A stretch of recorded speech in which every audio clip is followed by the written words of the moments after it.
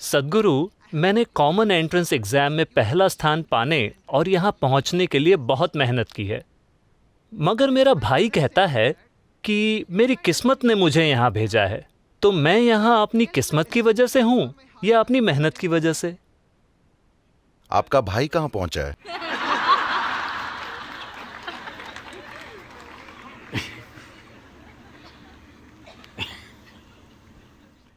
देखिए, आमतौर पर जिसे लोग किस्मत कहते हैं,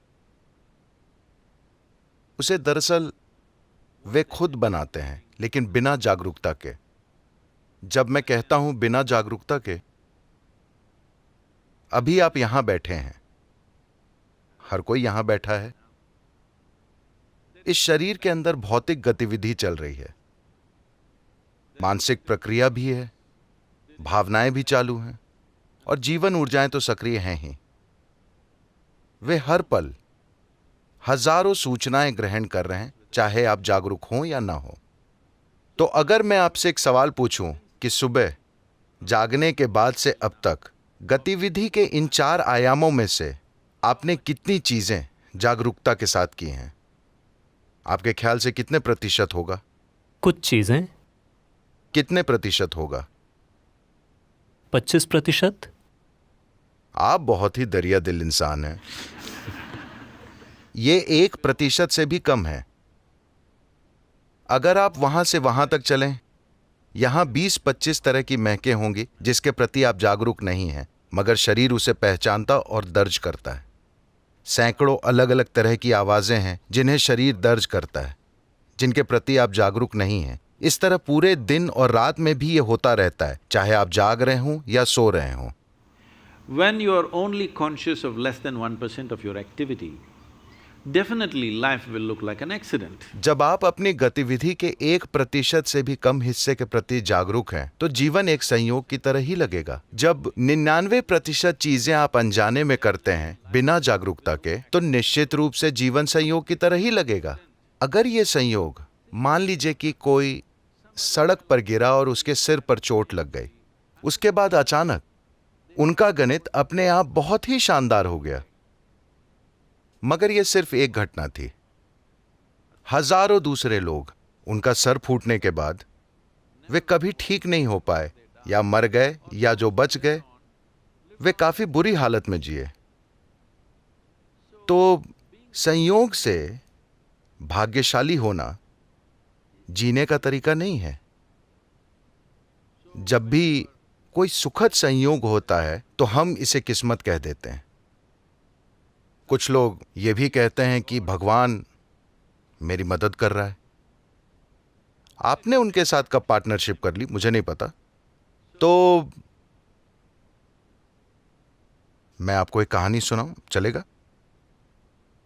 एक बार शर्लॉक होम्स, आप शर्लॉक होम्स को जानते हैं? होम्स और वॉटसन कैंपिंग के लिए गए और सुबह सुबह 3:30 बजे शर्लॉक होम्स ने वॉटसन को हिलाया। उसने आंखें खोली। क्या हुआ? तुम्हें क्या दिख रहा है? मुझे साफ आसमान और सितारे दिख रहे हैं। बताओ इसका क्या मतलब है? वो बोला, इसका मतलब है कि कल बढ़िया धूप निकलेगी। तुम्हारे लिए इसका क्या मतलब है? इसका मतलब है कि किसी ने हमारा टेंट चुरा लिया है।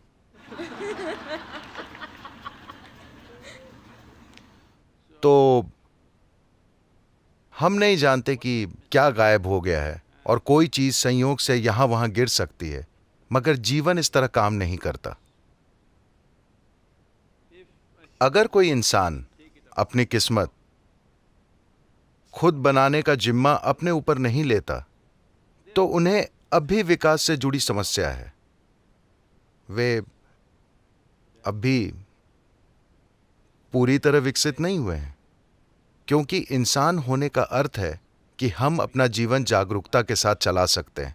इंसान होने का अर्थ यह है कि हम अपना जीवन जैसे चाहें बना सकते हैं। मगर यह किस्मत वाली बात आपकी असफलता को संभालने का एक अच्छा बहाना है। जब भी आप असफल होते हैं, किस्मत, भगवान की मर्जी। ये लंबे समय से चलता रहा है। ये इस संस्कृति की मूलभूत प्रकृति नहीं है। इस संस्कृति में प्राचीन समय से ही हमने आपको सिखाया है कि आपका जीवन आपका कर्म है। हाँ या ना? किसी ने नहीं कहा कि ऊपर एक भगवान है जो आपके लिए चीजें करेगा। हमने हमेशा आपको बताया है कि आपका जीवन आपका कर्म है, यानी कि अपना जीवन आप खुद बनाते हैं। कोई सितारे आपका जीवन तय नहीं करते, आप करते हैं। हम पर लाखों प्रभाव पड़ते हैं, मगर उससे हम क्या बनाते हैं ये हमारे हाथ में है ना?